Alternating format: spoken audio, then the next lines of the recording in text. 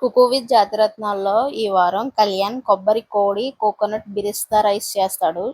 అయితే జడ్జెస్ పర్లేదని అంటారు. తనూజ వచ్చి జాక్ ఫ్రూట్ హల్వా గుమ్మడికాయ పులుసు చేస్తుంది.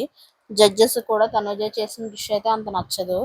పల్లవి గారు fish fry egg mushroom millets చేస్తారు. పర్లేదు అంటారు.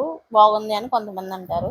నిఖిల్ వచ్చి దిబ్బరొట్టి నాటుకోడి పులుసు తేనె చేస్తారు. జడ్జెస్ బాగుంది అంటారు. ఆషిక వచ్చి ఫారెస్ట్ ఫ్లోరన్ చేస్తుంది. చాలా బాగుంది అంటారు జడ్జెస్ అయితే.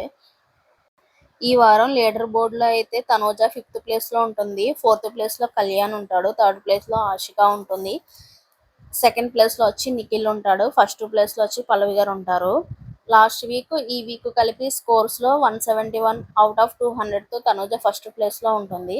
158 మార్క్స్తో కళ్యాణ్ వచ్చి 5th ప్లేస్లో ఉండడం వల్ల తను రేపు జరిగే సండే సిజ్లర్స్తో కుక్ ఆఫ్ ఫేస్కి వెళ్ళి తనైతే ఎలిమినేట్ అయిపోవడం జరుగుతుంది. ఈ వీకే కళ్యాణ్ వచ్చి ఎలిమినేట్ అయిపోతాడు.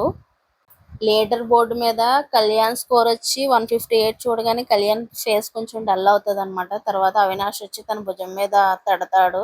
అప్పుడు నవ్వుతాడు కళ్యాణ్.